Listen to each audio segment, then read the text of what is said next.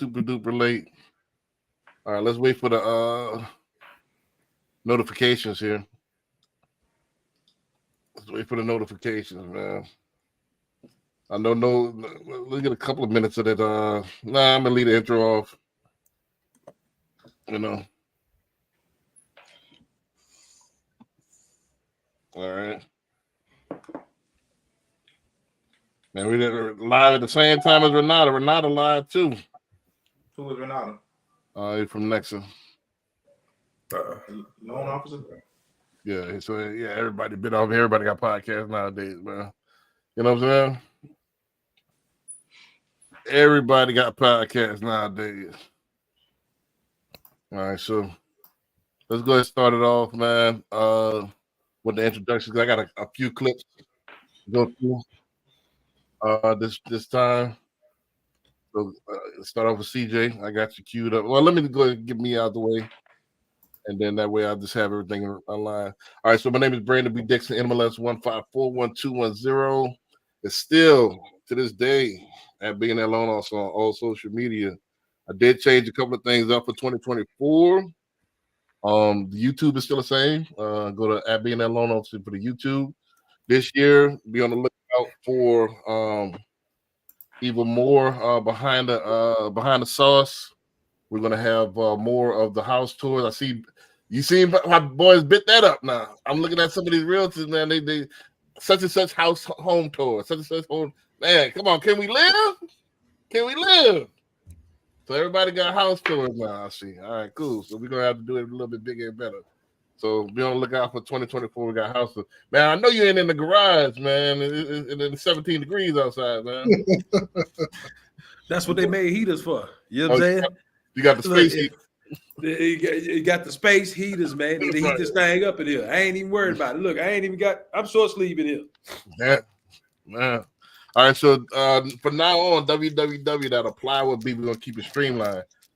Applywithb.com is the website if you want to go ahead and get a mortgage or you want to book me for a consultation.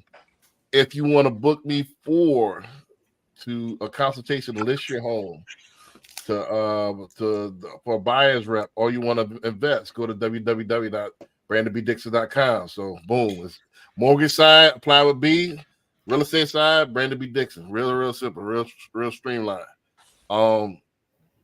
Also, don't forget, if you want to get in our investment club, www.clcinvestmentclub.com. We're gonna have our monthly meeting coming in February. So our quarterly meeting, should I say. All right, so with that being said, also you can call me 832-775-8357. You can call me 24/7. Yep. CJ, I got you queued up. All right. What's going on, everybody? CJ, the realtor, broker, owner of Greenwood Realty Group down here in Houston, Texas. Give me a follow on social media at CJ Sales Texas. That's CJSELLSTX. Then next up, we got the YouTube channel, I believe. The YouTube channel, CJ the Realtor. Got some information on there. Got home tours, Lux Edition. So we're showing you some of the nicest homes on the luxury side of the game. You can go on there, check it out. It's going to span Houston and surrounding areas. Give me a subscribe, a share, a like, comment, all that good stuff. Then, of course, the website, Greenwood Realty TX. If you're interested in finding out what's new on the market, what the value of your home is, or if you're an agent looking to join the team, we have the information online for you. So give that a check. And then I don't know who that number is, whose number that is, but that ain't I don't know how yours got online. I don't think we have it on there, but it's all good. Anyway, we're going to the mentorship program, the Mansa Academy, where we're teaching our young men knowledge of self-improvement and entrepreneurship. If you want more information, hit the website, themansaacademy.org. Gotcha. I don't know how they got it online. All right, so Hyman, what you got? How you doing, fellas? What's going on, my people? It's Hyman from the Relation of Premier Realty. If you have any questions about buying, selling, or especially investing in real estate, feel free to reach out to me. HNFPremierRealty.com, or you can call me at 832-235-0985. Gotcha. Patrick, I got you queued up. Sweet. Patrick Chevalier III. I am a financial planner. You can learn more about me just by Googling Chevalier Wealth, CHEVALIER, and the word wealth.com. Definitely check out my website as well as my YouTube page and other socials, where I do a weekly market update, talk about what happened in the markets this past week and what's to come this week. In addition to that, as a bonus, I do a portfolio theme section where I point out opportunities in the market based on the statistics that are actual real facts. So definitely check that out if you're looking for ways or looking for opportunities to grow your money. Gotcha. Corey, I got you queued. All right. Corey Smith, Commodore Mortgage, broker owner. Give us a shout. Either check us out on the website or give me a call, 832-297-7659. Gotcha. All right, so man, let's start off the show like this, man. We need y'all help, man. We're trying to get. I think we got one of the. We've been tweaking it, and I'm not seeing it. I've been doing research the last couple of days. I'm not seeing anything else in our space, really. So we need y'all help to make the podcast, the footprint bigger and bigger, man. So if y'all like what y'all see, check out a couple of episodes on my Facebook Live, or you can check it out on YouTube, or you can check it out on Twitch. You can check it out on Twitter. Check out some of the previous episodes. If you like it, man, go ahead and share it with your friends and your family, and like, subscribe, and get us to. I'm looking at other platforms that's not worthy, and they not giving any good information like we giving, and we entertaining. So, man, I'm coming from an objective standpoint, man. Like, nothing's really in our space. I mean, you got Earn Your Leisure, but they mainly talking about stocks and stuff like that. So. A little bit of real estate here and there, but not really, really in our space. Or you got people that talk about commercial real estate. Or nobody's really talking about a full spectrum of first-time home buyers through all the way through investors, seasoned investors. Nobody's really talking about what we're talking about. The seasoning is different. We got a Zatarain's flavor blend that nobody really ain't got that I'm looking at. So, and I've been combing the social media world. I don't see it. So I would like y'all support, man. If y'all been watching, I see a few hundred of y'all watched on the replay. I don't see too many watchers live, but I see a few hundred of y'all watch us on the replay. If y'all like us, please share with your friends, family. Put them on. Put everybody on, man. So with that being said, I hope everybody's trying to stay warm, man. And I'm not talking about just the body temperature. I'm talking about making these sales, keeping that cash register ringing. No doubt. So we're gonna talk about this in this episode, but I want to let's kick it off with the first clip. I want to start off a little lightheartedly, and then we'll go from there. And a lot of these clips y'all ain't see, so I got some of them y'all seen already, but I got a bunch that y'all ain't seen yet. So let's go ahead and get it kicked off here. And let's go ahead and start like this up.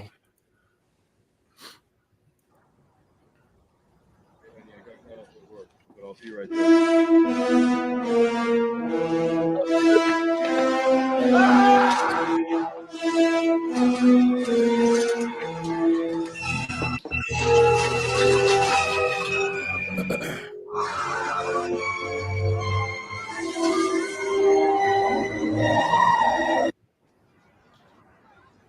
Y'all see this? It's super tiny. Yeah, I'm gonna have to adjust the screen, but did y'all get the gist of what they're saying, man? I won't comment on this a little while, but I'll let y'all go in first. But what's up with Texas, man? I'm talking to some of my processors, some of my referral partners. They're in different parts of the country and stuff, and they've been 5 degrees, 10 degrees, and they've been functioning normally. And they've been working the last 2 days. They've been working and everything like that. I call it everybody that's local. Everybody's acting like everything shut down, man. It's just cold. Ain't nothing else going on. It's just cold, man. What's going on?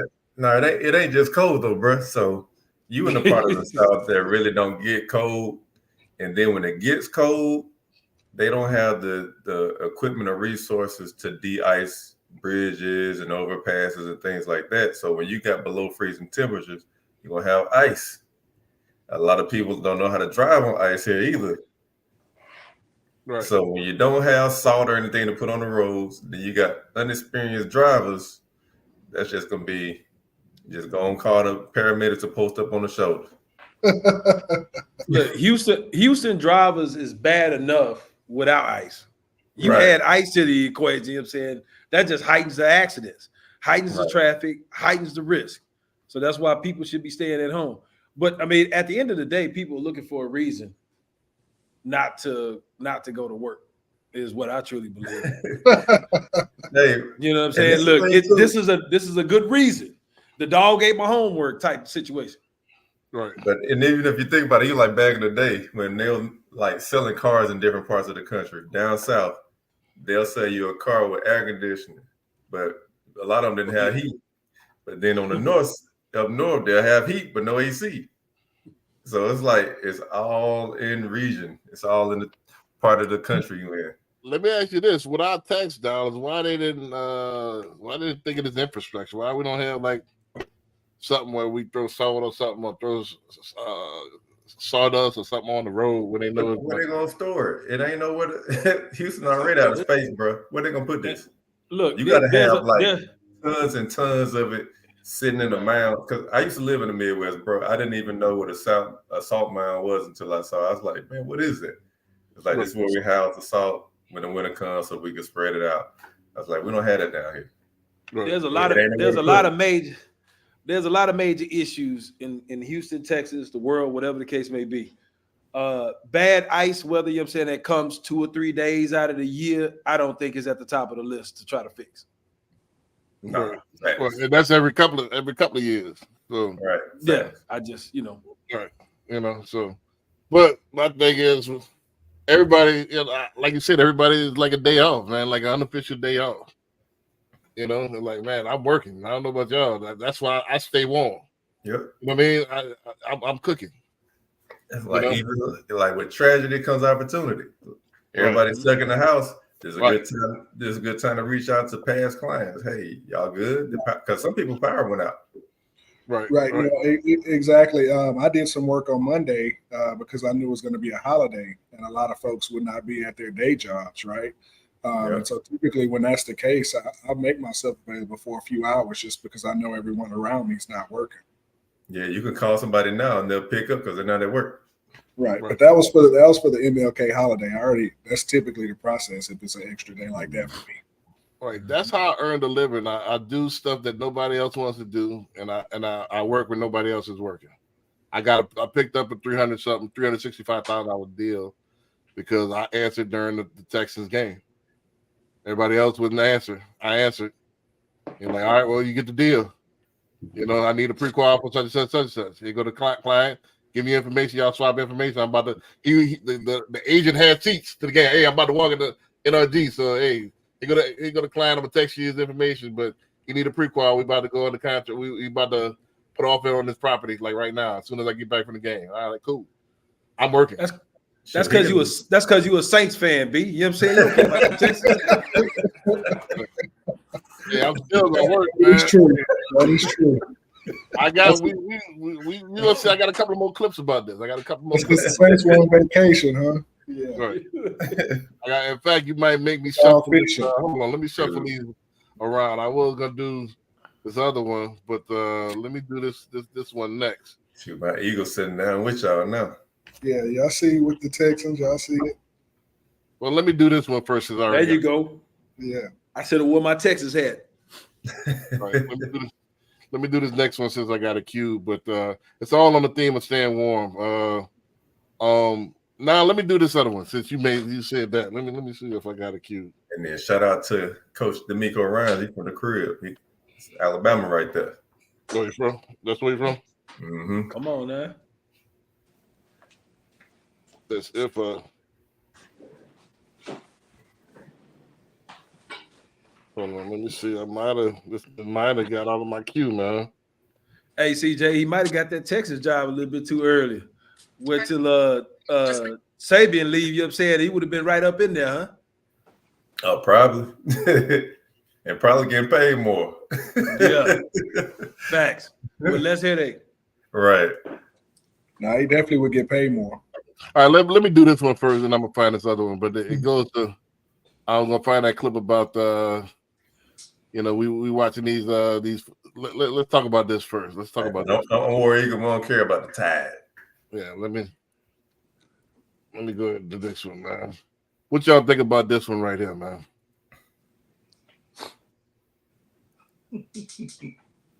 Being showing this game not on cable, that's low class, man. It's on Peacock, right? Yes. You got to bet. Yeah, come on, man. That's not cool. That's not cool. They're just being greedy pigs. Facts. I'm glad some NFL players taking some shots at them. I know the NFL is the biggest thing in the world. To put this game on Peacock and make people have to buy Peacock, that's just low class, man. And I'm disgusted. I'm not even, first of all, I can't watch them. I'm going to be filming commercials. But even if I could, I wouldn't watch it. I'm just going to boycott the game because they sold the game for $110 million. And I know that's a lot of money, but the NFL's, they're making $20 billion a year. And screw your fans like that. Yep. It's just not cool, man, at all. That's what I call sloppy greed. Oh, man, can I take a shot at the NFL right Yes. now? Yeah, Please go do. ahead. Right. So basically, this is some of the, that's another reason I kind of boycotted it this weekend. You know what I mean? Because you can't watch it. You got to subscribe to all these different channels and stuff like that. Like, man, what's going on? Like, I got to pay $5.99 to watch the game. I mean, it's like if you're gonna have a problem in the beginning of the season when they gave the Thursday nights to Amazon Prime. That's another one you got to sign up for. He wasn't hollering then. Right. Yeah, well, my opinion on it, those games were whack. Every Thursday night football game was a whack game. I was like, man, these Thursday. But all these people that's doing these fantasy games, they watching every game, bro. No Yeah, matter I had a fantasy team also, but I'm just saying That's the true. performances on Thursday, the games weren't any good. And I was saying the same thing watching this game on Peacock. I was like, man, I feel bad for the people who paid $6 to watch this because that game was horrible. But here's the thing, though. You know what I'm saying? It's part of the Amazon Prime membership. A lot more people got Amazon Prime membership. Who the hell got a Peacock membership? Right. What show do they have? how you know for sure though? Right. For what? No, I got Peacock. I had Your Peacock. experience is coming from your circle. If It your might be a Peacock, whole plethora of people out here subscribe to Peacock that's not in your circle that might be running numbers up. So we don't know unless we have some data to prove it. Yeah, no, chances are Peacock was rolled in there with some kind of trial period because you know what I'm saying ain't nobody watching Peacock. Right. No, $5.99 though. Hey, you never know. I have T-Mobile, and you get Peacock for free with T-Mobile. There you go. And That you know is how many rolled people in. got T-Mobile? Hold on. Here's the thing, guys. Did y'all notice how much they sold it to Peacock for? Yeah, 150 million. That's nothing. Right. Yeah, but NBC That was one game though. NBC runs Peacock, Yeah, but that was for one game. but NBC already has Sunday Night Football, which they already paid for the whole for 5 years. Yep. Right. The It's a amount of money money play. they just did that as a play to get more people to subscribe to Peacock. Like, all Yep. right, we'll give me 110. It's just like us talking about, hey man, give me $10 for this right here, and you go ahead and have it. That's what But it was. that goes back to the original point of the Thursday night football, right? They're trying to do the same thing that Amazon is doing with those football games. Mhm. But I don't think nobody wanted to pick up Thursday Night Football. ESPN had it for a while. And I don't think nobody wanted it. Like I said, those Thursday night games this season were whack. Maybe What about the people that got NFL ticket? People that got NFL ticket had to pay for Peacock too? Right. Yeah, because the Hey. NFL ticket is only for the regular season. Hey, NBC said, "Hey, you already bought the Acura, not buy this Honda." Right. And it was a Honda performance. It was. My point is this. This is 89 not, Civic. I wanted to add this to a different clip, but I can't find the clip now. Did I send it to you, CJ? Where it was the black dude talking about, man, we paying to watch these millionaires at J Job, and you should be worried about making your money. Did I see actually that? saw a clip like that, and the guy was saying something like, "Hey man, if you're broke, why are you watching these guys on TV making $30, $40 a game? I You wanted to cheering them on. They're not cheering for you." It exactly. was something Yeah. along those lines. Yeah, that's the one I wanted to play. Something to that effect. I can't find it right now for some reason. I thought it was in my queue. It must have evaporated out of my queue. But anyway, It I made a want lot to of tie all sense. this. Though. It made a lot of sense. Yeah, they may have pulled it. Might have pulled it, yeah. But my point I'm trying to make is this. George Carlin, they just did an AI of George Carlin. They did a whole 50-minute special of George Carlin. AI from the dead. Like he's been dead since 2008, but they did an artificial comedy special of George Carlin. 16 years later from the dead. One of his first jokes. It doesn't sound like George Carlin. It sounds like him, but it's not. You can tell that he didn't write those jokes. But he had a powerful. The first joke was real powerful, and the imagery was powerful. They said, "You're about to have two different people. No, 3 different categories in America. You're about to have the filthy rich, the not so rich, and the stark raving savages. Like about the you gotta they're gonna be stealing everything." And they had the rich in the business suit, the image, and then they had the not so rich with a Chicago Bears jersey on, watching the goddamn game. Oh man. And it stuck with me. That image stuck with me. Like, man, like these, like bread and circus is really the pacifier, and it goes to show you like everything shut down. Like this, like the winter shut this down. Like we looking for like Corey said, any excuse to shut down. You know what I mean? And you got to stay warm, man. You got to stay warm, man. Texas, that's cool, but these dudes already millionaires. All of them. The baseball are millionaires. And I went out this weekend. Ain't nobody working. You know what I'm saying? Hey, the only one out there. Hey, you go on Instagram, you see posts, clothes. Right. Ain't nobody working, man. What's going on with that? Like, I understand the NFL is, boom, but these people already made money, especially yourselves. All these New Year's resolutions, ain't nobody was working this weekend. Well, it's entertainment, bro. I know. It's entertainment. So me personally, I'll build my schedule around what I want to watch on TV. So if I know that it's a football game on Sunday at 3:30 that I want to watch, right? It's on my calendar, but I'm banging out all activities, the remainder of that time. And it's like, okay, well, that's me time. I want to do something I enjoy. I'm gonna sit down and watch the game. Right. But that doesn't mean I'm not taking care of business. Right.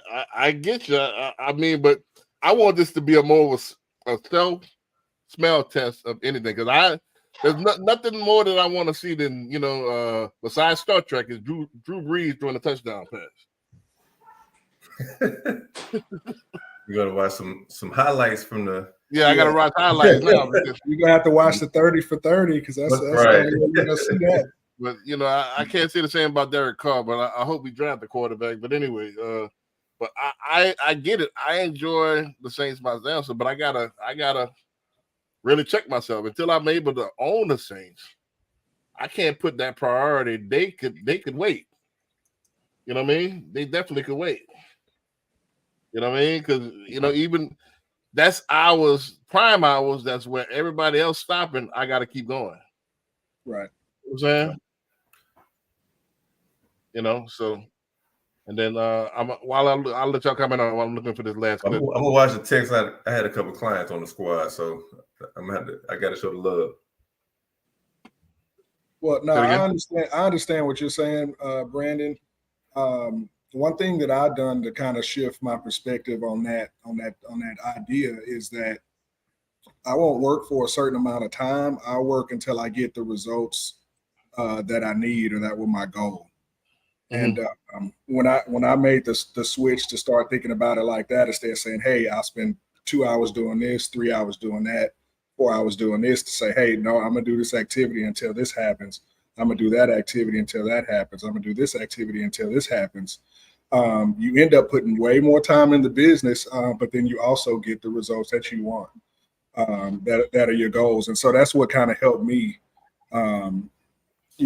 really lock in right on those performance indicators and really make a difference in what it is that I'm doing. Man, I forgot where I heard it from, but they made a comment that I thought was dope. It's like you're more high energy in the morning, and so you work on your business, making the calls on everything you need to do in the morning. They work on your business in the morning and in your business in the afternoon. Okay. So like all appointments and everything like that, you set in the afternoon so you could focus on prospecting and lead generating during the morning times, like before lunch. Mm-hmm. And Gotcha. then all the other things, you set all appointments and everything for the afternoon, so you take care of meetings and all that stuff after that. But prospecting and lead gen is like number one. That's a great recommendation, you know what I'm saying? But depending on how your schedule is, you know what I'm saying? Everybody's schedule is a little bit different, right? But what it essentially leads to is time blocking. You know what I'm saying? Mm-hmm. Whether you choose the morning time or you choose afternoon time, block out some time to during 1 to 3, or you know what I'm saying, from 11 to 12 or whatever case may be. I'm solely doing this. Is Mm-hmm. important in order to be efficient in your business. Yeah. And that's what a lot of people don't have the discipline to do. Right. That's real. I'm a little bit different on it, and I learned this from my first management job coming out of college. I was the manager at Aaron's, and I was on a fast track when I was in the MIT manager and trainer right before I took over a store. And the guy that was training me, I'll never forget this guy named Carl Duvino. He said, "Man, when you first get your store, you want to pour yourself into it. And I'm like, man, what you mean pour yourself, man? You want to give it all you got. You want to just live it, So You gotta live it. Yeah, you gotta live it. it's like, so that kind of stuck with me. That's been my work ethic ever since. I kind of damn near lived at that store, damn near, just went home to shower and then come right back, and that's always been my philosophy. Like weekends, whatever it takes to get the job done, I'm gonna do it, And then when I got my own stores, when I got my own video stores, I did the same thing. I literally lived in the stores. I literally went to the gym, the shower, and come right back. So and I had a couch in my office. I would take cat naps, in between customers. So I literally have that type of work ethic. And I know this is the separation. I know it's controversial, but this is the difference between, being okay and trying to be the best at what you're doing. You gotta really pull yourself into it. You really gotta, hey, this is life until otherwise said otherwise. I was talking to a client earlier today. He was talking about these builders, how these builders suck, the project managers suck. And he made a comment that I agree with as well. Like, nobody wants to be good at anything anymore. They just want to do enough to get, just to get by. Squeeze by. Well, that's a concept that they actually teach in business school, right? Is being good enough to go to market, right? And then you continuously improve and design, and that just goes back to efficiencies and cost savings, right? But I think it's a difference in like what you're talking about, Brandon, and you and putting your name on it and it being your business, or comparing it to some product that you're selling, right? Well, even if it's not your business, that's the difference between the two. Aaron's was on the sign, but in my mind it was Brandon's. Right, and that's my point. That's why I was one of the youngest people. Yeah, that's why I was one of the youngest people coming out of college. I was 20 years old. I made it to regional CAM within like 2-3 years. I was less than 23 years old. I was a regional, but in my mind, it was Brandon's on the outside, right? And so it wasn't my business, but that's the type of ethic I brought to the table. Like, I ran it like it was my business. You know what I mean? So, I used to do all kinds of stuff. Man, I was in the Melpomene Apartments repoing old ladies' ACs, man. Well, guys, water in the veins. You know what I'm saying? You taking old ladies' AC. The old ladies. Come on, on a fixed income, man. Dang, man. They on the walker. They can't even charge you up. Man, you got to chalk it up, man. Let me get that. That's cold. Hey, I mean, I look back at it now. I feel looking back at it now. But to me, when you're in that mind, it's just a job. Like, you want to be the best at the job. Like, hey, man, I exhausted all the necessary actions. But why why it's hide from us? You know, we know your address. Don't hide. You know, try to work out something. You know, so but yeah, I done reported a lot of stuff, man. You know, I was cold at it because everybody was scared of me. So that's why, you know what I'm saying? I was one of the best at it. I'll find you. I know how to skip trace. Everybody know how to skip trace in the early 2000s, man. They should have had you on one of them repo shows that they have on what's that WeTV or something, you know what I'm saying?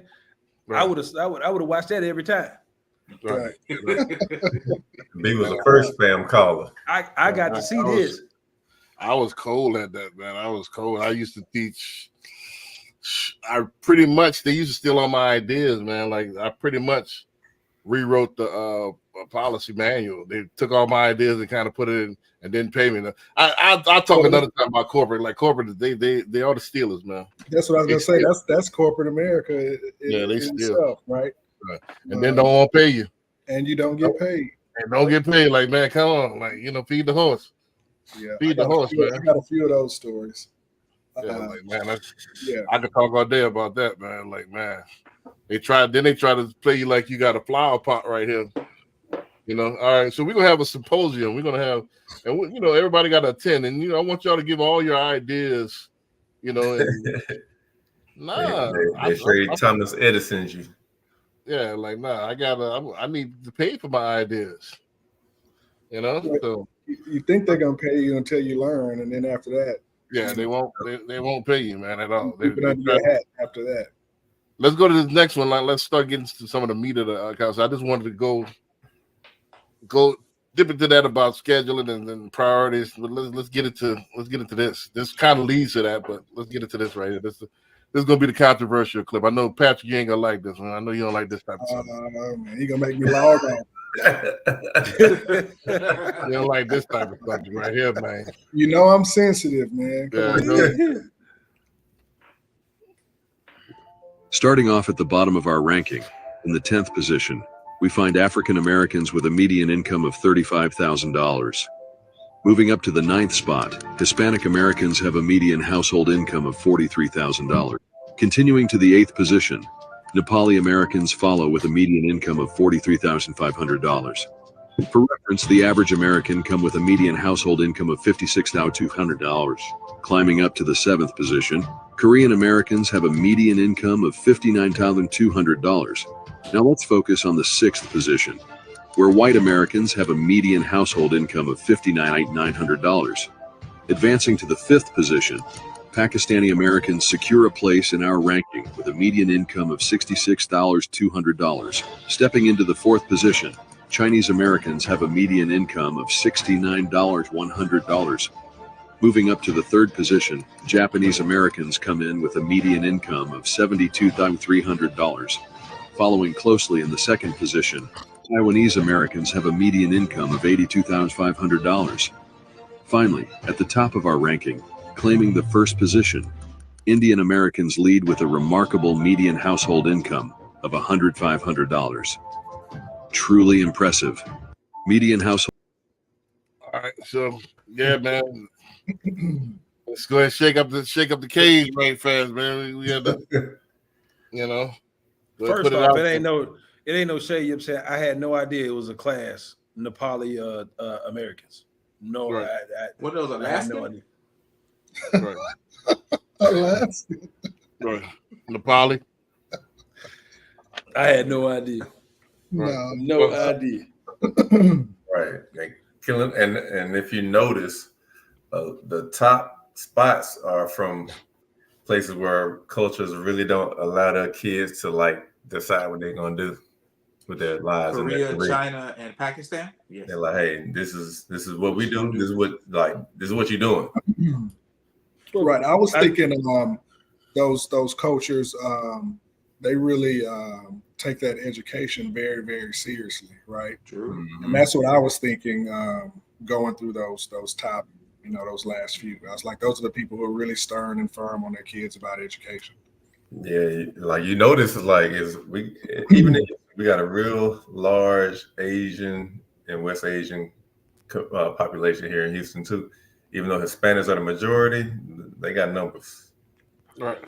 when I look at that, the first thing that comes to my mind is the mentality of the actual culture, right? You know what I'm saying? I think when you have the mentality that it's okay, that there's strength in numbers, I think, you know what I'm saying, you get to those higher numbers because you're working together. I help you, you help me, we get up to that number instead of I want to make sure that I'm doing this better than you is. I want to make sure I'm making more money than you by myself, not necessarily helping that person that's next to you.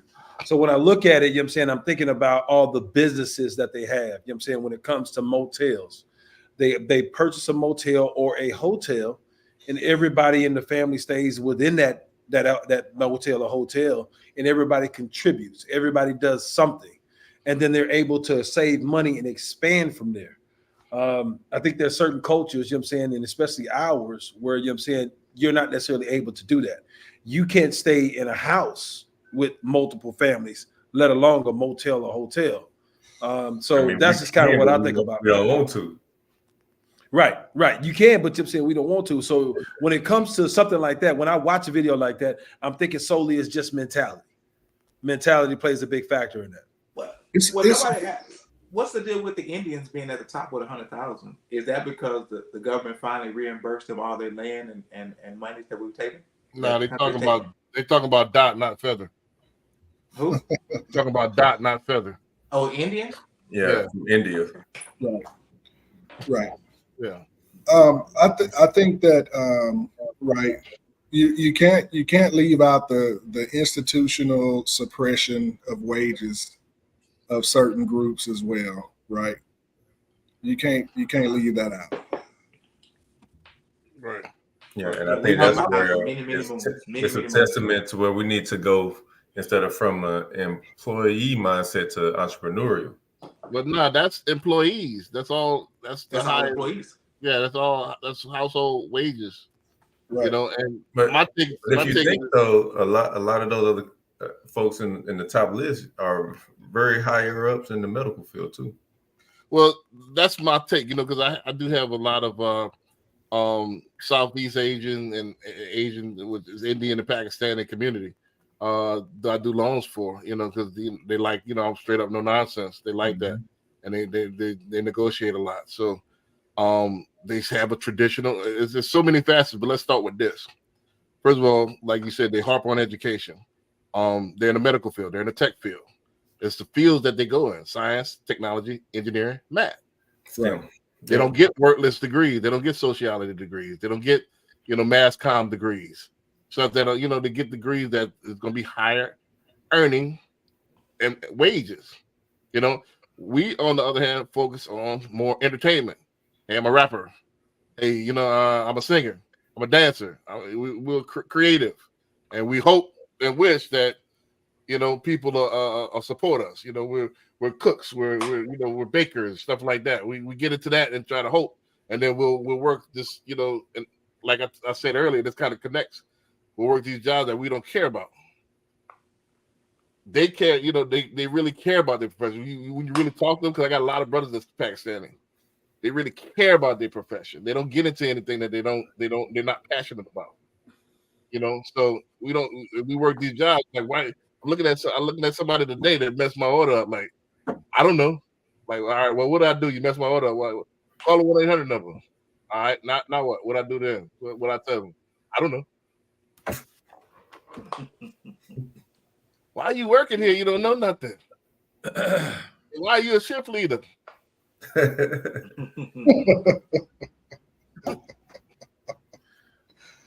Right. You see what I'm saying?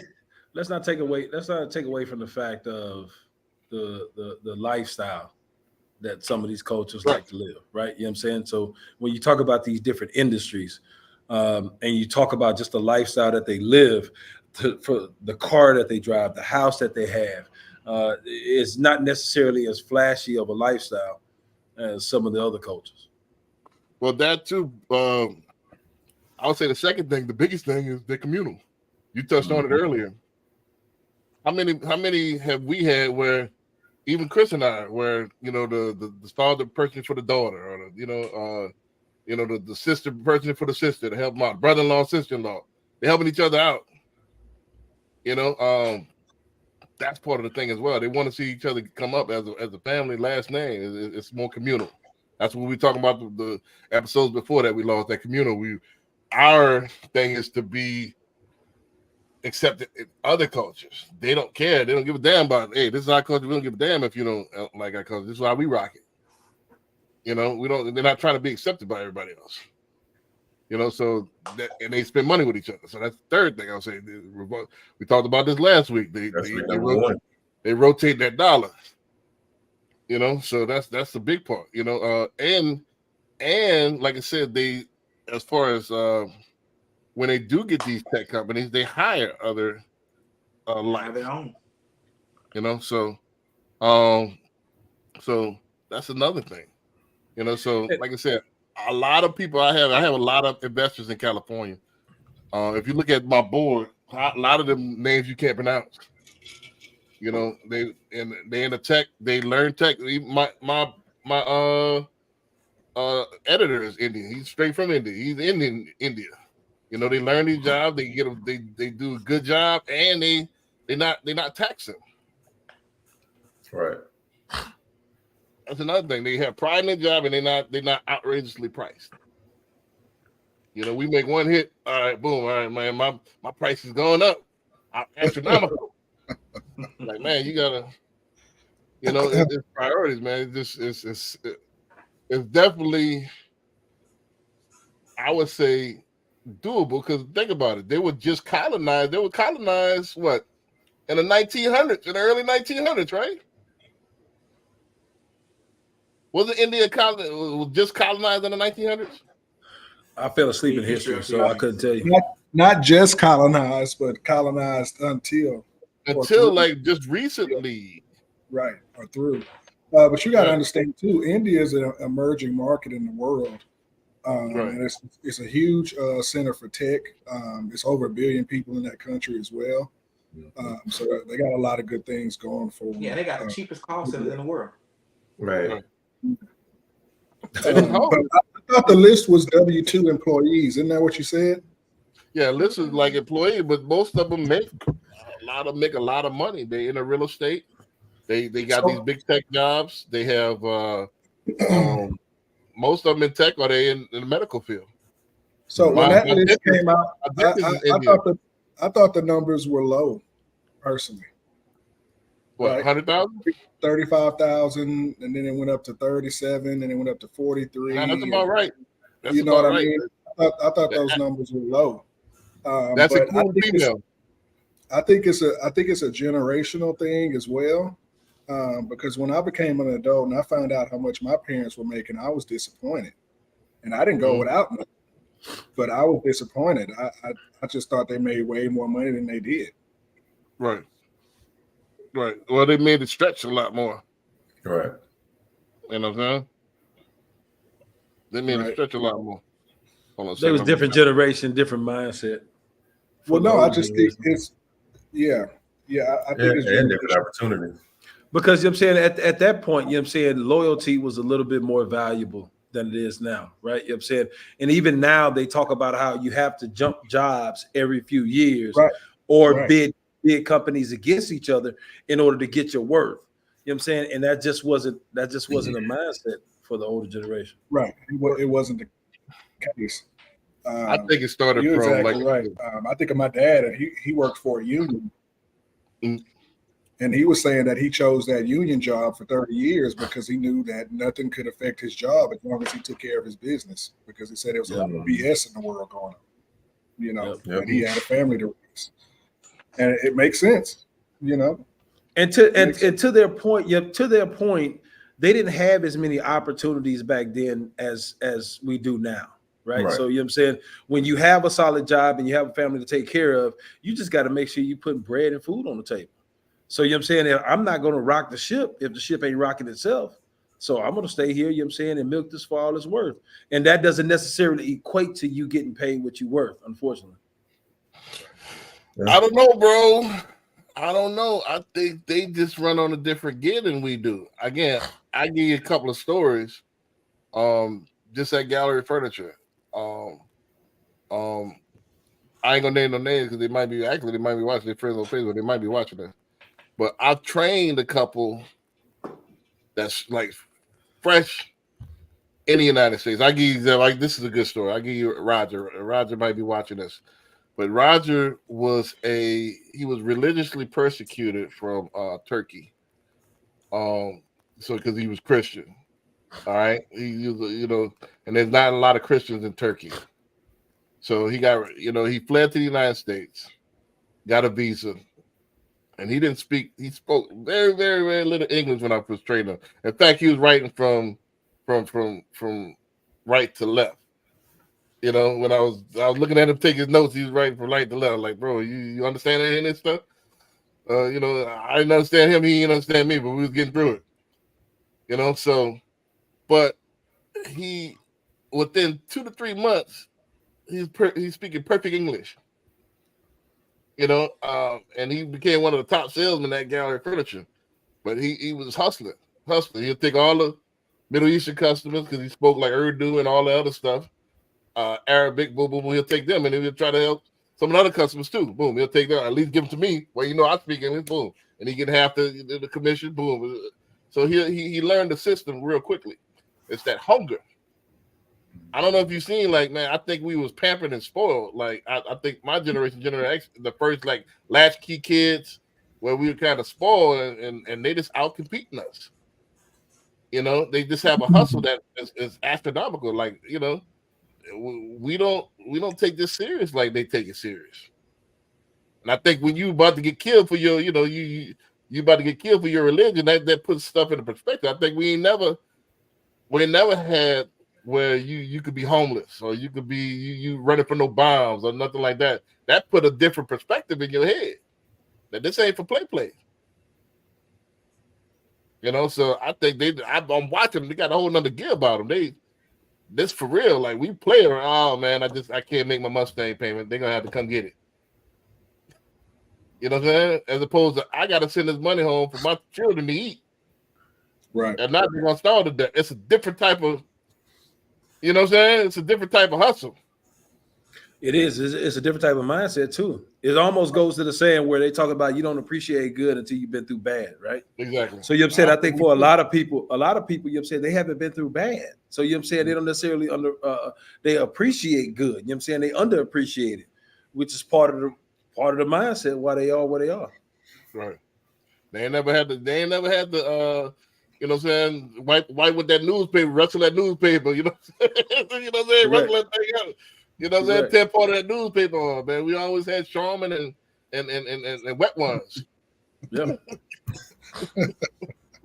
Had that 2-ply. Yeah, 2-ply, Charmin, pillow soft, man. You ain't never had to mess with no newspaper. You know what I mean? So, but nah, that's real. I mean, I'm watching these dudes like, that's why even in our community, you got a lot of people that's the comment. They not from here. They saying they not ADOS. Mm-hmm. You know what I mean? Gilly is Ethiopian. You know what I'm saying? Fresh is Fresh and Fit. Fresh is I want to say he's from somewhere, but he and then what's calling him is Islander. They look like us. You know what I'm saying? But they out competing us because you know what I'm saying? The work ethic is mean. Yeah. Yep. You know what I'm saying? So that's the whole thing, man. They work ethic is mean, man. I know. Hey, it's another gift. Yeah, but also, like I said earlier, you can't forget about the systematic and institutional barriers and walls, because that has a lot to do with it too. It has a lot to do with it too. We had a show a few weeks ago where you couldn't get a mortgage if you were a certain race, right? Right. I feel that, but however, so it's a part of it as well. I think frequency. What's their excuse? What's the Indians' excuse? They were colonized. They were colonized like less than 100 years ago. I think it's a combination of both. Right. It definitely is. But my thing is, I think frequency. With frequency, you could control. You could overcome anything if you want to. Oh, I think our kids didn't have to. We never seen what my grandfather seen, and my kids ain't never gonna see what I had to see. Right. You know, so the boogeyman is not really there. You could really, I agree with you, what you said a couple of weeks ago, as far as we all equal now. I mean, not all equal, everything not 100% equal, but you got more opportunity as things goes on. My daughter has way more opportunity than I have. Right. But that's the way it's supposed to be, right? You know what I'm saying? We want the next generation to do better than what we did, as always. Absolutely. So I don't think I think it's just that gear, and it's a gift and a curse. As we get more comfortable, as I give my daughter more and more stuff, that gear is not there. That's the gift and the curse. Like until you see something, till you on your ass, is when it make you get up and you know what I mean. Well, just like that saying, like strong men create easy times create weak men. Right. And it's just cycles. Like weak men create hard times, and then it's up and down. It's tough. My daughter knows she one phone call away from getting that bank account filled. I wish I had the luxury. Must be nice. Yeah, you're absolutely right. My daughters have debit cards, and they're 10 and 11. Right. So you're absolutely right. Yeah, it's not the same, man. It's not the same. Let's read some of these comments before we go to the next. GZDR Forever says, please don't look down on the service industry workers during the pandemic. They were the ones that allowed to stay open. Those lawyers and select doctors were out of a job. Actors, musicians out of a job. They got hurt more because they're higher paying lifestyle. And then he said a little while ago, he said, if someone with that drive and understanding second chances, then why not hire brothers from jail to work at Furniture Galleria? They have the most to lose. Actually, Hold on, real quick though. Yeah, we definitely ain't looking down on the service industry because that's what we are. Right. So exactly. Especially here in Texas too. Everybody in the real estate industry, in addition to like the medical, were considered essential workers. So that allowed us to work too. So like it's all about the value you provide to your clients and the public. And so definitely not looking down on service because that's very much needed, especially when we're talking about trades. Right. That's going to be look at last week. We had a whole segment about blue collar. Yep. Yeah. So yeah, definitely not looking at that. I think most of us should have the trade. I think everybody's not going to be YouTube influencers. Some of us need trade. To work with your hands. Yeah. Right. I think they may have been talking about. We were saying how some of those groups that were mentioned on the video, the type of jobs that they go after. I think that's what they were talking about there, what they're referencing there. Right. When you mentioned STEM and all of this stuff. Right. Well, like I said, I think you definitely need those type of jobs. I think we put ourselves. I think this is what happens. We get those jobs and we have aspirations of other stuff, and we never put our all into those jobs. I think if you're going to do those type of jobs, I think it needs to be a stepping stone into something else. So let's say, and I've always said this on my podcast, if you want to be a cleaner, a maid, all right, learn and earn. Get on somebody's job, learn all the ins and outs, learn how to run a company, then get your own company from there. If you want to be a carpenter, work under somebody for a few years, learn all you can learn, then get your own business. And then you could turn that 40,000 into 6 figures by having your small business, in that particular field. But don't just do something that you're not interested in. That's what I don't get. Like, why are you working in the service industry? Why are you working as a bartender? You don't want to open a bar later on. Yeah, and that's the thing. It's like you got to start and understand how every aspect of the business works. You can't just jump out and say I'm gonna be the boss or something and not be familiar with what's going on. Right. I think the best entrepreneurs worked in their fields. Yeah. Even like Chick-fil-A, they won't even let you open a franchise until you work there. Right. Very true. And I wouldn't be confident doing what I'm doing today if I didn't gain that experience over the years. Exactly. But here's the thing is, I'm saying, is that we don't want to give the misconception that, I'm saying, you have to be an entrepreneur in order to make good money at what you do. You know what I'm saying? If you're going to be in the service industry, we're not looking down on you. You know what I'm saying? There's nothing wrong with that. But if you want to be in the service industry, you have to be good at what you do or take pride in what you do. Exactly. If you don't take pride or don't try to be good at what you do, you'll never get paid what you're worth. So you know what I'm saying? When we talk about the service industry, we're just talking about those that just kind of there to make a paycheck. You know what I'm saying? They're not necessarily there to give service to other people. They're just there, you know what I'm saying, just to kind of collect a paycheck, trying to make it through the day and then move on to the next. But when we talk about service industry, we talk about the nurses that went through COVID. We talk about the doctors that went through COVID. We talk about several different industries that I may not be thinking of at this point. We definitely appreciate those, but it's when you're not taking advantage of the service or whatever job that you have, that's when we have a problem.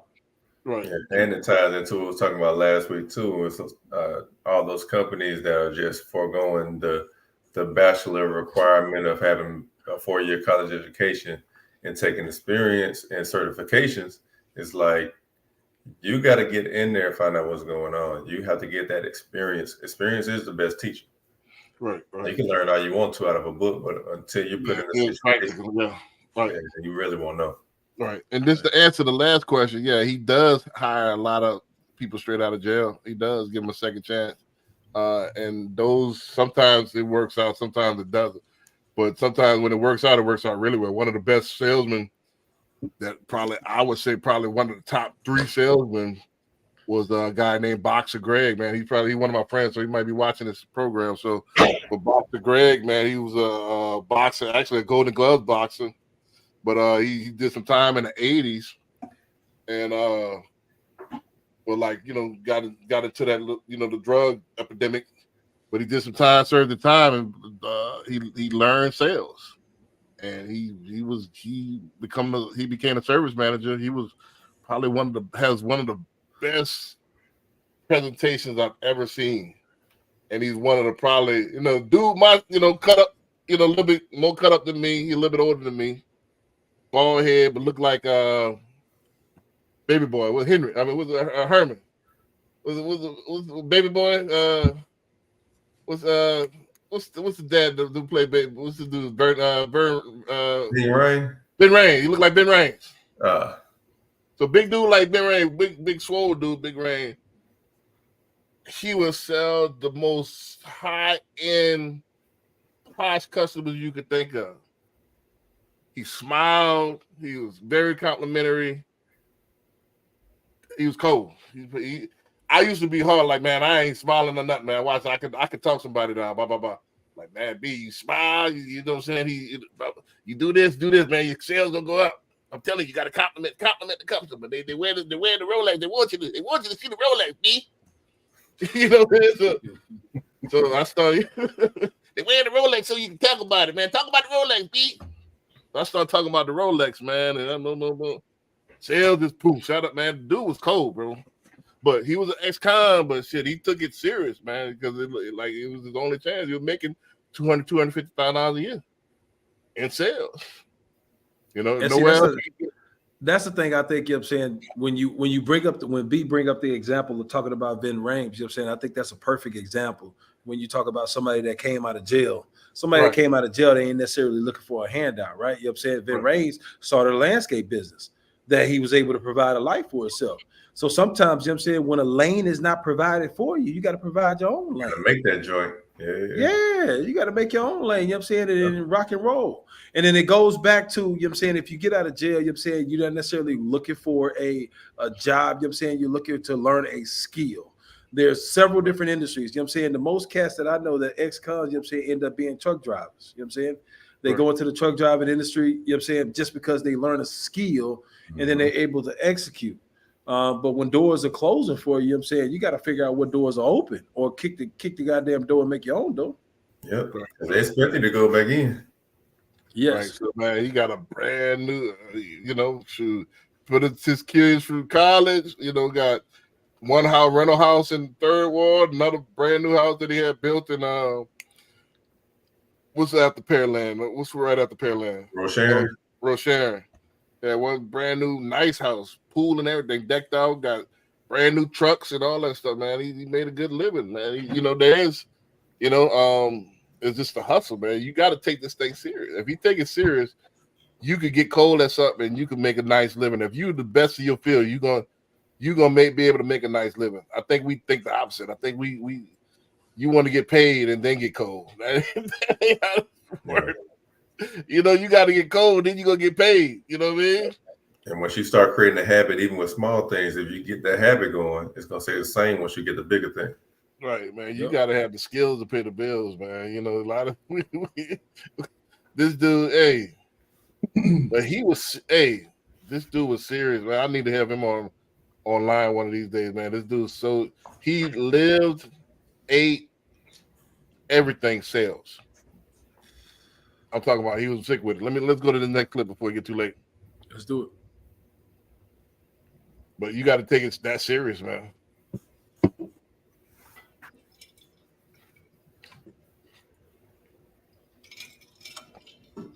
I wish Hyman. Michigan, it's listed for 75,000. Let's see if we can make a deal out of this.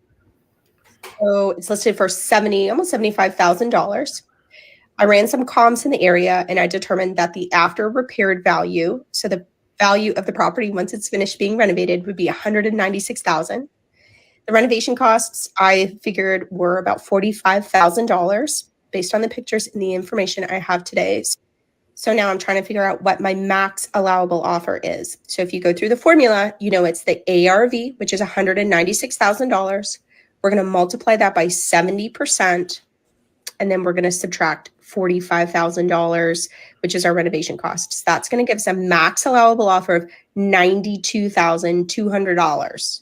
And if you remember, the property was listed for $75,000. I'm going to jump over here into my little calculator. And by plugging in all of those numbers there, that gives us a net profit of $49,000, which is a 33% project ROI, which is awesome. So I'm definitely going to go and make this offer on this property here in Detroit. Would you make the deal? Comment deal below if you want a copy of my calculator. I'll put this in there for a couple of different reasons, but I'll let y'all go ahead chime in on it. It was good until she said Detroit. I mean, that's part. I'm glad you brought that up because that's part of the thing. Do we need to expand markets? Like if you don't have the budget, you definitely should. But from what I know about the city of Detroit, right, all of that property is vacant because people are leaving the city. Right. Well, I would say the reason that she would be able to get it at a 70% discount is because it's Detroit.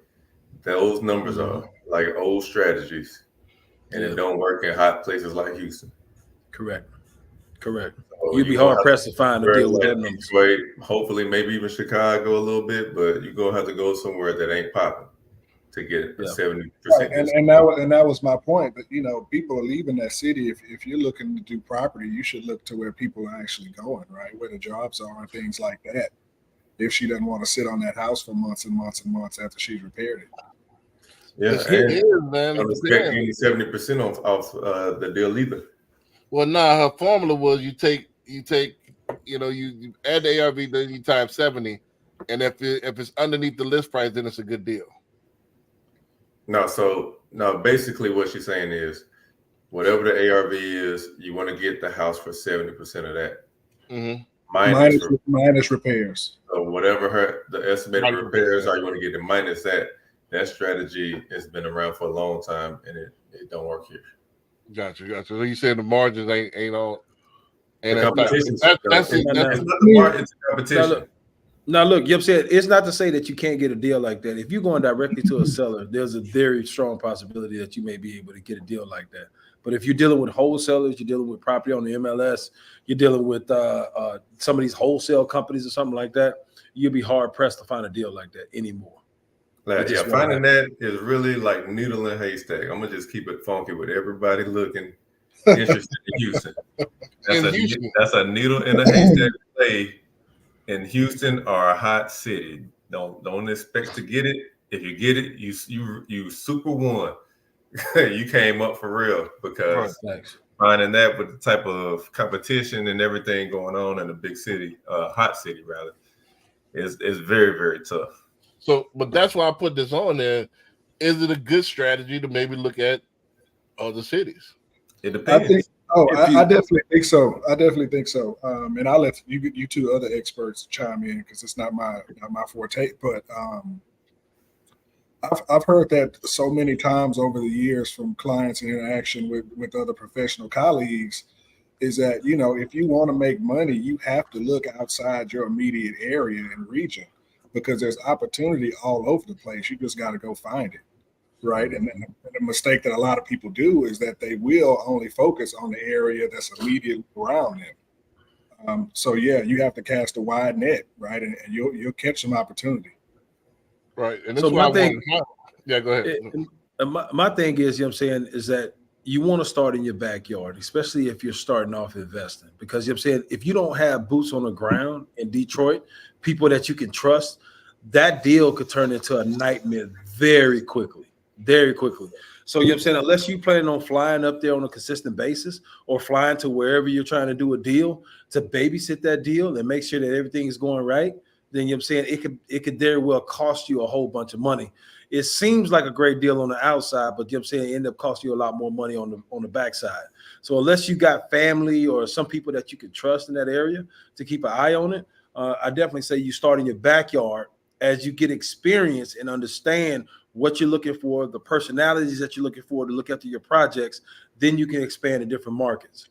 But I wouldn't start off investing in different markets for sure.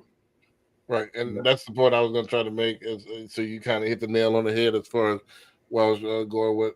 Well, I wish Hyman was on there to kind of explain that. Like, yeah, you could be in the same city, and if you're not watching that merchandise, you're not watching those materials, they could still walk off the whole thing. You know, so you got to have some kind of either organization you trust, a bigger organization or bigger GC where you can kind of trust them and sue them if anything happens, or you got to kind of sit there and babysit, have some time on your hands and sit there and babysit the whole project until it's up. Now, once it's up, you can rent that thing out and you can have a management company manage that thing. But I would say you got to have a little bit more time on your hands. Now, if you got a few months to spend where you can go back and forth to Detroit, I'd say, yeah, get a couple of them, get 3-4 of them, do them all at the same time. And once they up, they up. My thing is a lot of people are looking outside solely because of price. Right. So if you're looking in the area just because of price and not studying, hey, what's going on in the area? If it's picking up, is it picking up on buyers? If it's picking up on rentals, people looking to lease, you need to know all those numbers and all that information before you can pull the trigger, because it makes no sense to find a house. Okay, let's say a house here is $400,000 and Detroit is $200,000. It makes no sense to spend $200,000 on a house that you're not going to rent, not going to lease out for months. Because if you're looking for something at a cheaper price, that means you probably don't have a lot of money saved up for carrying costs. Correct. So carrying costs So is you what break it on that. you have to, right. You have to pay that mortgage, you have to pay that insurance, you have to pay the taxes until you find somebody to give you that money back, whether you're selling it or you're leasing it. So if you don't have that money in the bank already, or that's going to last you a while, it's going to really not do you much good to find a house cheaper in another city and it's it. And they had a bunch of gurus that talked about, you know what I'm saying, they was trying to rush everybody to the Detroit market. Oh, you can get houses for $10,000, so on and so forth. You know what I'm saying? And a lot of people put a bunch of money in there banking on that. You know what I'm saying? Oh, I got $10,000. I can buy a house, whatever the case may be. And it turned out to be a nightmare. Those gurus are getting sued right now for the simple fact, you know what I'm saying, that they oversold the dream. Yep. So you know what I'm saying, you have to understand, you know what I'm saying, if it's too good to be true, then it probably is. If you got the opportunity to actually get into that market, you got people that you trust, you can babysit the deal, then it's fine. But you know, I definitely wouldn't recommend somebody start off, you know what I'm saying, just because somebody saying a market is hot or they got cheap houses. Yep. Whether you know it or not, once you buy a house and you want to either flip it or rent it out, you turn yourself into a business.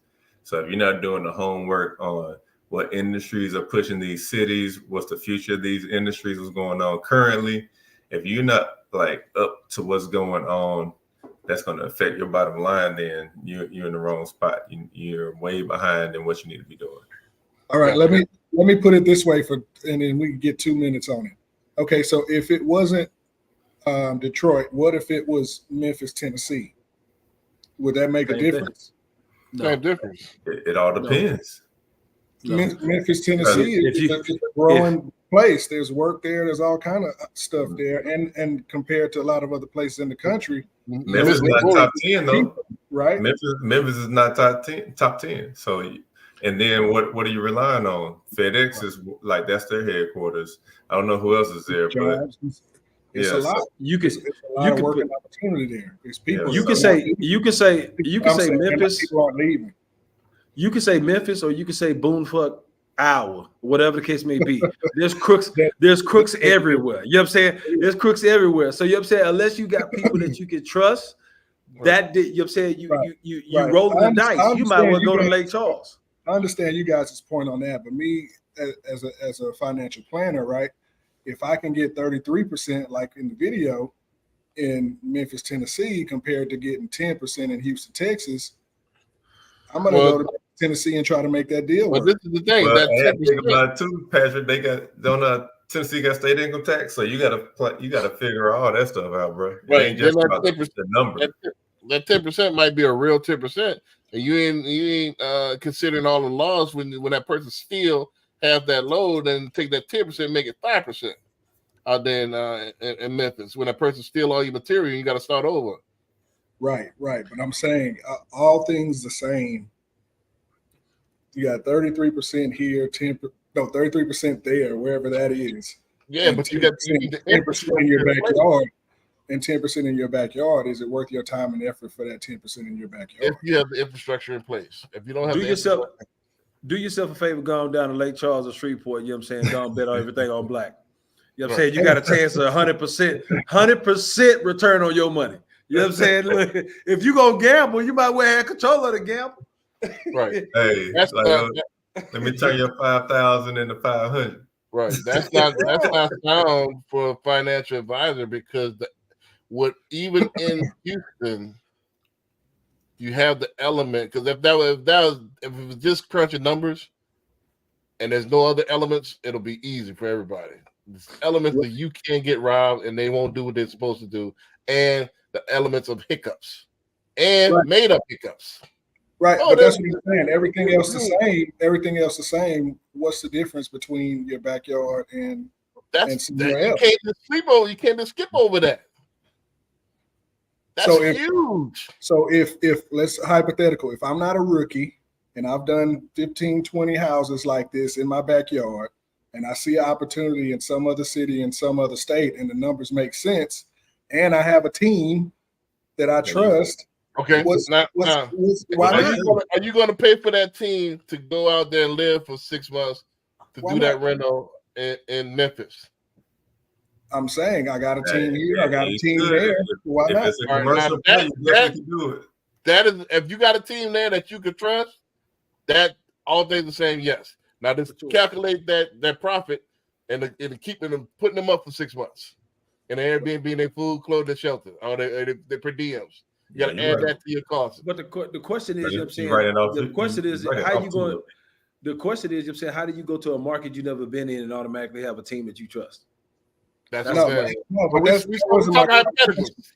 my question was, why not go where the opportunity is if you're able to do that? That's my you get robbed. Yeah. No, I wouldn't say because at the same time, like I feel what Patrick's saying, because the whole thing about this is networking.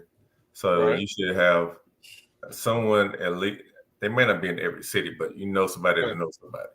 That should be trustworthy. I get that. And that's what he's saying. Like in a perfect world, you should be able to go with that better play. Yeah, no, in a perfect world. Yeah, and that's all I'm saying is why stay in your backyard when there's opportunity elsewhere. You just got to build it. If it's not built, right. Just make sure your infrastructure is right. Yeah, the infrastructure. If you got the infrastructure, I'm all with it. The infrastructure is right. Go for it. Yeah, go with it. Well, if that's the case, I'll build all over the world. I ain't investing in Dubai right now. I'll build. Well, what makes me think of something is Brandon. I know that you do business in Atlanta, and that's not our backyard. Okay. Right. It's different. Real you had to start. You had to start from somewhere in Atlanta, right? Let me ask you. But the risk is different. Hold on. And scratch that example. But look at it from this standpoint. There are a ton of out-of-country purchasers from Asia, like China. That's a good example. They don't step foot on the soil, but they have people here that purchase it, take care of it, and turn it right around and put it up for rent. And they are still in China, never leaving, or wherever they're from, investing and never leaving because they got that set up. But you got Right. the infrastructure. Yeah, that's what, You got if the interest if it's there, it's there. yeah. And those But people I'm move talking markets. about People from me move right markets. now, knowing this. Let me call somebody in Memphis. No sirski. No sir. No. Right. Think about it. I've seen people get robbed and they live in the city. I rest my case, but I'm just saying all things the same. All things the same. If you cast a wider net, you got more Yeah, opportunity. if you got the That's infrastructure my there, yeah. thought process on But that. let me address what we were talking about earlier. This is the difference. And I know you said that was a bad example, but this is the difference. What's gonna happen if we are and I find you the spot? Now I recommend AB builders. Yeah, go ahead and rock with them. You call me back 3 months later, hey man, AB builders, I can't get in touch with them. They took my deposit and they disappeared. Okay, man, I thought AB was cool, bro. That's all I can say. I'm not gonna give you no money back. Hey, but that's when, and like when you talk about especially service-based industries and businesses, shoot, your reputation is everything. So you're not gonna recommend somebody that you haven't vetted anyway.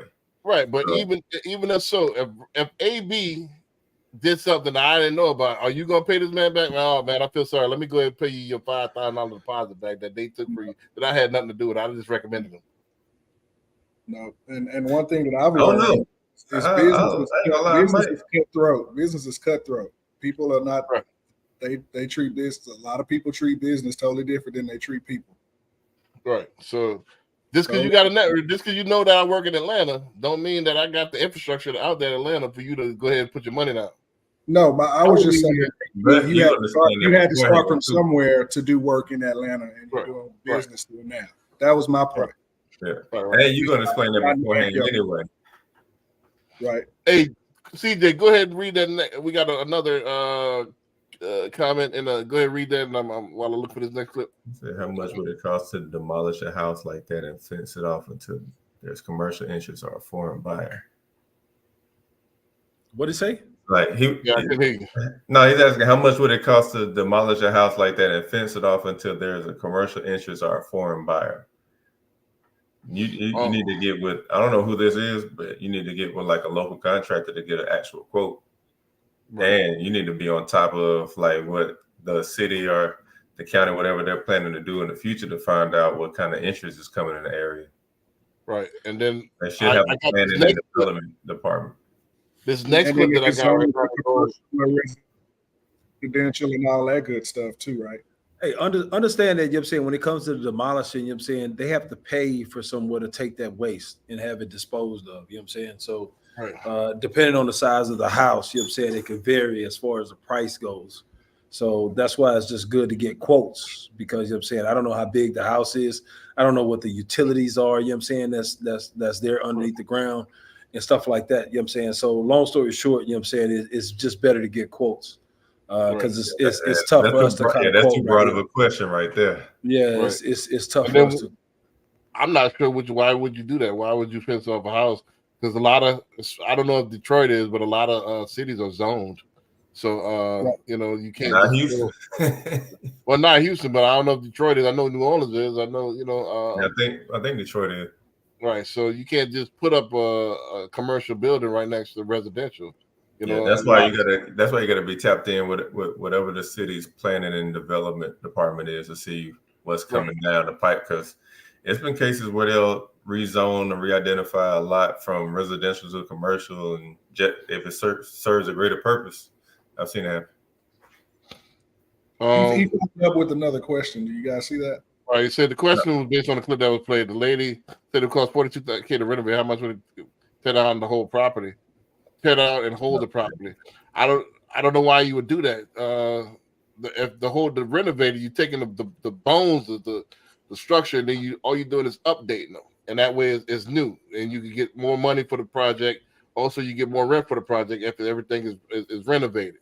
To tear down, the only reason you would tear it down is if I'm going to either section off the land and make 4 or 5 properties, or I want to go with a different footprint, and that's way more expensive. So I don't know why we could do that. I see what he's asking. You know what I'm saying? When it comes to something like that, you know what I'm saying, you have to determine the highest and best use of the actual property, right? You know what I'm saying? Right. So, like for example, in Houston, you know what I'm saying, if you're in Bel Air and you buy a property that's 1,500-1,200 square feet, you know what I'm saying, you're in Bel Air, it makes more sense just to knock it down and go ahead and build new if you have the ability to do that. But you know what I'm saying, if you're in a regular neighborhood where it's not gentrifying, or they're not turning over everything there and they're not building new and bigger houses, then it just doesn't make sense to tear it down. Even if you tore it down to the studs, you're still saving money on foundation. You're still saving money on framing, which actually boils down to your bottom line. It saves you money to renovate it versus just tearing it down and building new. Yeah, well, it looks like he just wants to hold the land.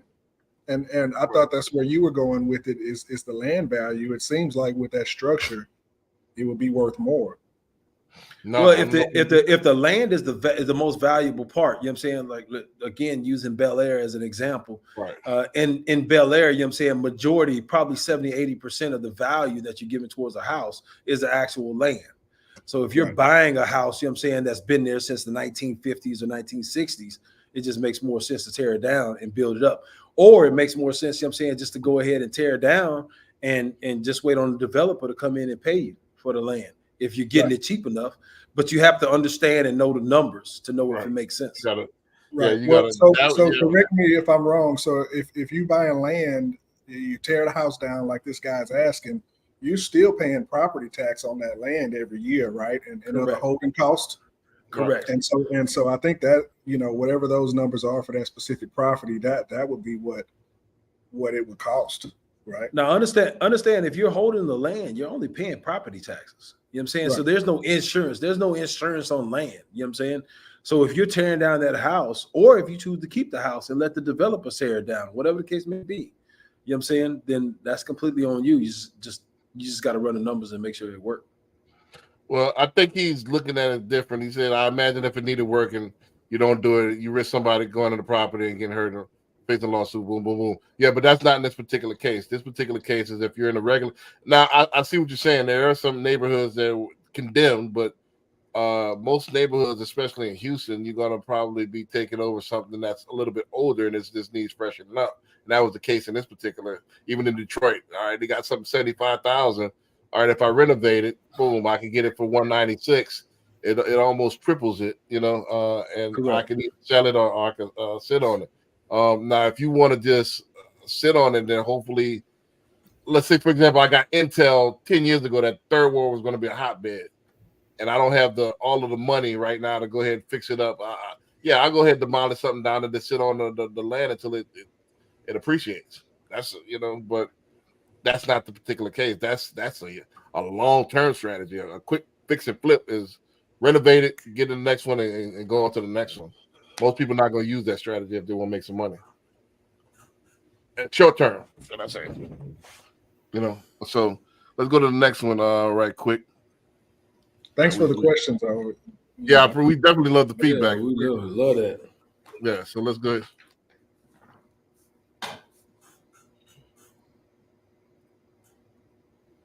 This one kind of got a little bit more of the tear down on it. Without a job in another state. Step 1, pick cities with lower home prices and higher rent prices. This is known as the price to rent ratio. The average home price in the area divided by the average annual rent. The lower the number, the more likely you'll find profitable homes in that city. Step 2, look at a lot of properties. I needed to find a house where the rent would cover my expenses every month, but also one where the value once fixed up is equal to or greater than 1.25 times your offer, plus the cost to fix up the house, plus the bills that you have to pay while fixing it, plus closing costs on the loan. Step 3, use a fix and flip loan. This is how I was able to get a loan without a W-2 job. It's a 13th month loan with a 12.1% interest with interest-only payments, but it allows me to put as low as 10% down, and they give me a loan for all the rehab I need to do. Hit the follow button for more tips for beginner real estate investors. Here's how I bought this duplex.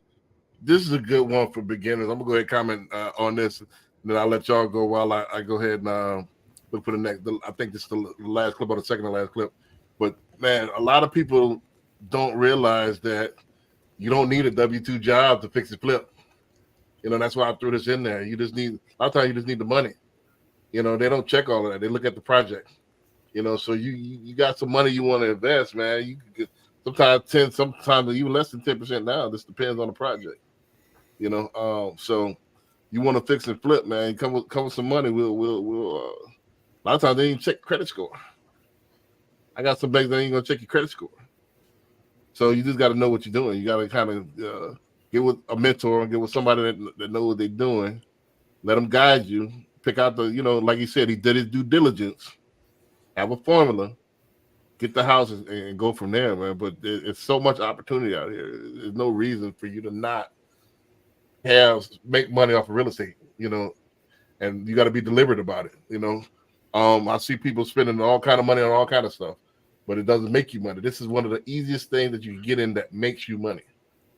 And it's real easy to get in. A lot of people, it's way, you got to do the study. Yes, you got to do the work. You got to get with somebody that knows the work. However, it doesn't take a lot of money to get in this. It doesn't. I'll let y'all go ahead. So in this example, how much did he put down? He said 10% of 160, 16,000. Yeah. Yep. I do this all the time with people with fix and flip. Yeah, hard money. Yeah. So let me ask you how this works. Is it I do my formula on my notebook at home. I got 16,000 in my savings, and then what, I just call up one of you guys and say, hey, I'm looking at this deal. This is the address. I got 16,000. What else do you guys need from me? Well, every deal ain't gonna be exactly 10. So what you need to do Well, is I'm find just a deal. Right. In this example, what else do I have to bring to the table besides call me? Here's the thing, you know what I'm saying? When you actually go into a property, you know what I'm saying, you can actually get in with less than that. You know what I'm saying? If that's what you choose to do, you know what I'm saying? If you choose to go all the way up to a fourplex, you know what I'm saying, just for an example. But if you choose to purchase that as your primary residence, you can get into that with 5% as far as the total project cost. So, you know what I'm saying, the fourplex costs you, and I'm just throwing out regular numbers, just the fourplex costs you $100,000. It's going to take you $50,000 to fix that up. You're at $150,000, you're getting in at 5%, and then you can get down payment assistance if this is your primary residence. You know what I'm saying? So it just makes sense to you know what I'm saying, especially for your first project, to get in using it as your primary residence. Because you know what I'm saying, then you can fix it up. Once you fix it up, now the property is worth more. You stay in there for 2 years. You live in there for 2 years, collect rent. Now, not only did you make profit from the actual rent, not only did you make profit from the principal pay down, but then after 2 years, you can sell that property and make 100% of the profits tax free. So it just makes more sense to purchase it as your primary residence. Because it's your primary residence. Because it's your primary residence. If you're looking at conventional, if you're looking at conventional going fourplex, you know what I'm saying, you're 5% down. FHA, you're 3.5% down, and you get down payment assistance. So you know what I'm saying, if you're looking to get your feet wet, you know what I'm saying, it's the ideal way to kind of get in. I think the thing that blocks a lot of and that I don't know if you missed from the clip, is he, and along with Patrick, he's not W-2. So you got those great deals on those with down payment assistance, but most of them are either for W-2 or if you're 1099 or self-employed, you need the tax return. That's what inhibits a lot. Yeah, you need the 2 years tax return. So that inhibits a lot of business owners because of the history. So you're gonna need, if you don't want to go that traditional route, you know, you're gonna need to fix and flip the cash to stimulate the pockets. You know, so and you're gonna need some money down, you know. So yeah, that's definitely a good strategy we call house hacking. However, that's better for those that have that W-2 job because you can qualify for that traditional loan. You know, the difference is, like I said, in Patrick's case, he just started his business, you know, a few months ago, 6 months, you know, where he was working for as a W-2, then he switched to 1099. Is that now I don't have the history as you know on my own, so most banks ain't gonna touch it unless you got at least a year. Some banks will touch you at a year. Most banks won't touch you to 2 years, but some will touch you at a year. So you could wait, or if I was him personally, right now I'd be looking. If I got some cash set to the side, man, I like this property. B, what's the numbers on this? Boom, it doesn't, no credit check. Boom, let me get your numbers. Hey, you got this, bring this. I can do that easy. I have the numbers to you. They'll have an offer to you like the next day. All right, we give you 13 months interest only, blah, blah, blah. You find all you need to do is you call me, get your contract at GC, go walk the property, get with CJ or one of us, get one of us on the panel, walk the property, you know what I mean, and get a GC to get you a actual quote on how much the renovation is going to cost, and then if he's willing to do draws, up to 5 draws. So you got that together. You fill out this short application, boom, and they're going to come back with an offer. All right, we'll give you interest only for 24 months at 10% down. Boom. I mean, and the video is similar to the previous. Like the previous is basing, like getting the deal 70% off. This one, they want the deal where they make 125% profit. So it's still all about the numbers. It's all about the numbers, but my thing is, it's not that hard. A lot of people think this is hard to do. If you got the resources, the with the formula and stuff like that, it's not hard to get financed. They got people right now that'll finance you right now. No credit check, nothing. They'll finance you right now. You got the money to put down, they'll finance you. Right. So that was my original question was, I find a fourplex that I like. I got 16,000. I call you. What else do I need? Right. What I just said. You're gonna need to get a GC. You're gonna need to get a general contractor and tell me how much the repairs are gonna be. Right. Exactly. You need a GC. You need a GC, and you need an agent, depending on who you are. You need an agent to be able to tell you what the ARV, roughly what the ARV would be, so that you can know and understand. You know, saying if it's a deal or not. Exactly. So you get those together, get your numbers together, get with me. You know, I get you like the offer from the lender. Lender offering such and such, such and such, and you iron it out. You decide from there you want to go with it. And then the thing is that GC. Don't forget, once we lend you the money, I'm not in charge of that project as the lender. My job is done. So you have to babysit that GC.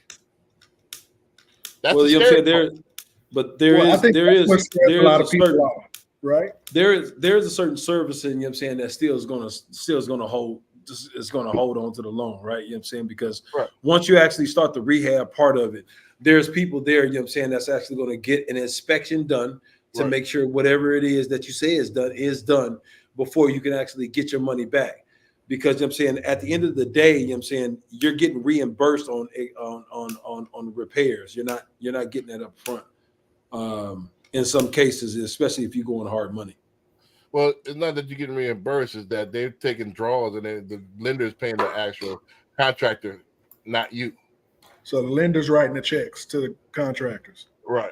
The lender's writing the checks to the contractors. Now, if you're doing it in primary residence, if you're doing it as hard money, the lender is going to going to reimburse you for whatever you got done. If you know somebody hard money that does primary residence, let me know. I think it's illegal in Texas. I think you can't do hard money primary. There is no hard money primary. Right. It's only investments. So you know what I'm saying, when you talk about, like, let's just say, for example, if you're looking at FHA, you're looking at a 203K, or you know what I'm saying, if you're looking at conventional, you're looking at home style ready, whatever the case may be, they're going to pay them 50% of the actual material cost up front, and then you know what I'm saying, it becomes inspection after that, and inspection reimbursement after that. Right. So, but you talking investment property. Yeah, we could do hard money all day. The issue is going to be, like I said, you got to be ready to manage that project.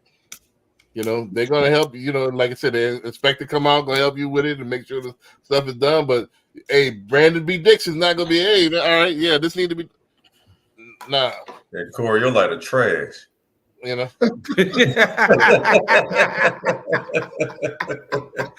I didn't know you could hear that.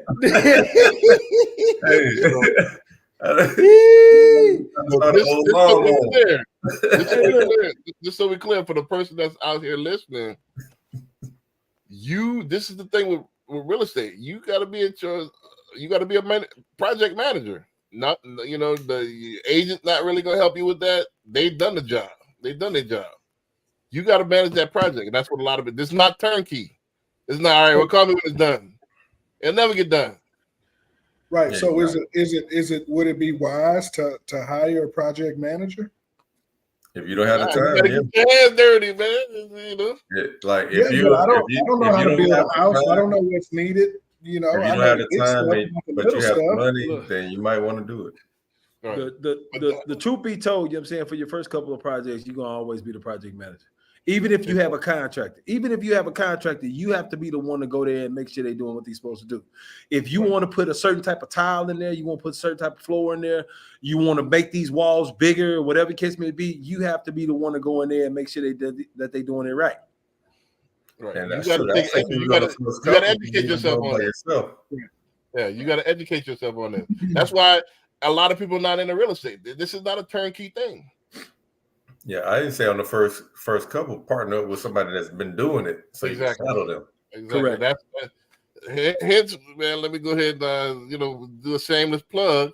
Hence, the actual COCinvestmentclub.com. Go ahead and subscribe right now if you want to go ahead and get Great that help. segue. Great Yeah, segue great to a segue. plug. Yeah, great shameless plug right there, man. But you want to mitigate your risk. You don't want to do all this by yourself, because it's on you. Because Brandon B. Dixon is not a project manager. I'm a mortgage broker. Now you might pay me extra, but then again, it ain't worth it because for me, I don't, You don't that's have not that what I experience. do. That's not, it have to be worth. The juice have to be worth the squeeze. So I can't sit there and manage the project for you. I mean, you can, but then at the same time, it don't help that person as a property owner either. Yeah, then because how are you gonna what learn? happens when you get to that point where whoever GC or contractor you have is unavailable? If you're like 10 deals down the line, you should have some kind of knowledge or experience doing some of that work. So you can if worse comes to worse, you can knock it out yourself. Right. So get rich quick is an oxymoron. I'm gonna just say it like that. Let's go to this. I think this is the last one, if I'm not mistaken. Oh yeah, it's the last one. Yeah, you gotta pass your bedtime, man. Pass your bedtime. Saw Corey over there yawning a minute ago. The game is this. You have to invest it. This is the last million. The last million. The last milli. I would invest in something. Yeah. Real estate. That's a perfect answer. Why real estate? You got to take desperation out of the equation. So I believe in myself. I believe if I have nothing, I would become wealthy again. Yeah. But if I'm down my last million, you know what I got to do? I got to build a foundation. Yeah. So I would take that money, I would invest in real estate, I would get an income stream, and I would forget it existed. And then I would go out and do other crazy. Story of my life right there. God damn, that was perfect. Is that a good answer? I mean, it's just a no-brainer to me. It's the best kept secret on planet Earth. If you were down to your last. So that's one of the Shark Tank guy, Robert Herjavec, said if he was down his last million, he'd invest in real estate, man. I open that to you, Patrick. Is he off with that? Is those two multimillionaires off with that, or is that sound advice? I definitely think it's sound. I say it all the time. Real estate appreciates at 4% a year since 1990. So you're going to get some growth. With me watching that video, I was thinking, okay, we saw these different videos today about the lady with Detroit, this guy with his fourplex. How do I know, which strategy is best for me to use, right? How do I know that as somebody who's down to their last million or setting up a foundation like this guy said in the video? I put that question to y'all. How do I know what avenue works best? You keep watching we talking real estate podcast, or you seek one of our advice, and we can either help you ourselves or point you in the right direction. So that's what the podcast is for. That's what we waving our hands. We're here to help. Because other than that, you try this on your own. You'll learn, but you're gonna. Right, but there's so much information. There's so much information. I may waste 6 to 8 months learning how to do this one type of strategy and not even be the route that I take. Right, because that's it's something I learned 9 or 10 months from now. Right, and wouldn't you say, in your profession, you get financial advisors that help you scale your thoughts and sit together. What's your goals? Come up with a strategy to align with your goals. Am I correct? Right. So same thing with us. And this is our business. We will build. What is your goals? And we help brainstorm and come up with a strategy that align with your goals. Right. Because other than that, you like you just said, all right, where do I start? What do I do? Which one is true? What is, you'll be all over the place. But these clips are for catch a little bit of, one was for W-2, one was for going from different state to state. There's all kind of ways it's going to catch. Because if you just say real estate, that's a loaded thing. Yeah, that's too broad of a broad brush. Yeah. Right. What part of real estate is going to be right for you? Like, we should put that on the shirt. That's true. Look, if you ask me, I'm saying I'll take the Warren Buffett. Warren Buffett is known for long-term stocks. You put it in dividend stocks, you put it in value stocks, and you let it sit there for a long period of time. You're not thinking about the short term. So when it comes to real estate, if you ask me, I think I'm saying the best term is a long-term strategy, which is long-term rentals. Long-term rentals is where the cash flow comes in. That's where you're able to replace the income that you're working on a W-2 job, and that's the way that you're able to become financially wealthy and financially independent. Because if you keep accumulating rentals for the long term, not only do you have depreciation to help out with any other income that you have coming in, you have long term. You can actually have cash flow to actually support your lifestyle. Right, and I don't disagree with that as well. But a lot of people, they microwave popcorn, Uber Eats, Amazon Prime. They don't want to wait 10 years, 15 years to develop that portfolio. Right. Everybody gets stuck on flipping and wholesaling and all this other stuff. Unless they want to change their mind, this ain't the podcast for them. No, you know what I'm saying? It's nothing wrong. It's nothing wrong with wholesaling and flipping. You know what I'm saying? The quick hits as they talk about, you know what I'm saying? But it's what you're doing with the quick hits. You make that $20,000 or $10,000 on a flip or a wholesale, you know what I'm saying? What you going to do with that? You need to put that in long-term wealth, which is long-term rentals. Right. I definitely agree with all of the above. Because like I said, I think, we had several videos before where we react like, hey, you need to do a couple of fix and flips, need to do a couple, at least get your hands dirty and get in a mix where you know what you're doing. And take that money and then get into other stuff. And, and so it's all of the above. But you got to find a strategy that's right for you. Unless I want to get into eventually, I want to be the bank. I want to have a mixture of, hey, I do some rentals, but at the same time, I want the 15-year notes, 20-year notes, where I'm the bank for 20 years. That way they got more skin in the game. They put me 20% down, and they're not going, I don't have to worry about every 6 months raising the rent. And Pastor got strategies for that. Right. Perfect. Well, yeah. So to the question you put to me, yeah, I definitely think you should have real estate, in your portfolio. It's an asset class, just like all those other things that I talk about with folks. And it's only appreciating, right? Things are only going up. And you can see it with real estate, right? So you should park yourself or park some money in that asset class and watch it grow however or whatever your approach. And make some money. Right. Not a recommendation. That's my opinion. Right. And make But I'm saying to throw this at Patrick, I'm saying I wouldn't 100% dive everything that I have into just real estate. I'm saying you definitely still want to diversify for sure. Exactly. Because was the S&P grows 8% annually on average? Yes, it's closer to 9, but yeah. And real estate's 4. Right, 4.5. So, but it's also good to have tangible assets compared to non-tangible. So right, and that was my point about mentioning the different asset classes. Asset class just like everything else, so you want to have a nice mix, right? Right. But yeah, what part of real estate is right for you, man? Put that on. I'm about to put that on. I think we should do a show one day, right, where you can hit on some of those key ideas, right, and then that way the folks that are watching and listening, maybe they take away a gem or two. I thought that's what we do every Tuesday. Specifically, hey, right? If you fit in this box, you should take a look at that. If this is what you're thinking about, you should take a look at that. Well, we can't give away all the juice. They're gonna have to call us for that. I can't. We got to make it entertaining, but I'm not gonna give away the keys of the house. You got to This call is- me if you want a tailor-made. Hey, you still can be because a lot of people get all that information and won't do nothing with it. Yeah, but Right, still, right. you got to Hey, make yourself valuable I give somehow. I give away the game on my portfolio themes every week. Right. Every week. Yep, I'm This back is to my value. Flick Friday. We're providing value. You can give away these values and strategies, but at the end of the day, it all has to be customized to your situation. Exactly. That's where you call us. That's Exactly. where you call us. You know what I'm saying? Exactly.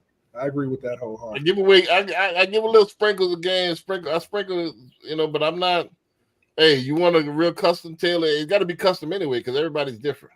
Exactly. So it got to be custom anyway. So I don't want. There's no one size fits all. Right. And real estate and investing, period, and retirement. There's no one size fits all. Everybody's like a snowflake. You know what I mean? Right. So it is what it is, man. So, but y'all keep in touch, man. Y'all like, subscribe, man. Tell a friend to tell a friend. I don't think nobody else hitting you with this information, man. I'm looking at other real estate podcasts, and it's really this ego stroking, or they telling you, they're giving you there's a lot of BS out there. It's not nobody really giving you the game like this from different angles, really giving you, and then from our perspective. This is another niche, a sub niche. Like nobody's teaching you stuff from where we come from. We coming from behind. This is kind of a new thing from the laws of redlining and all that stuff. So we putting a sense of urgency on you, and then let you know there is a way, and the people that is for your best interest and has your best interest at heart. So that's another thing. So man, look, man, support the podcast. I think we got something. We just need to put a little bit more effort in this thing to make this worldwide. I think we 1 or 2 shows from going viral, man. So help us go viral. Share it, please. Like, tell a friend, and so on and so forth. I'm starting to throw some of the clips on my gram, and then we'll go from there. But I don't think nobody adding this much value. Period. I hadn't seen it. So we're gonna see y'all next week. Actually, we got a special guest next week. John Flowers is gonna join us. So John Flowers is gonna talk about insurance next week. So talk about why the premium's so damn high. Yeah, man. He got a nice presentation he's gonna share with us next week. What kind of insurance specifically? Homeowners. Okay.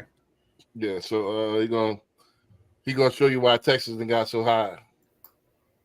You know what I mean? So we're gonna talk about it next week. So y'all stay tuned, man. Peace.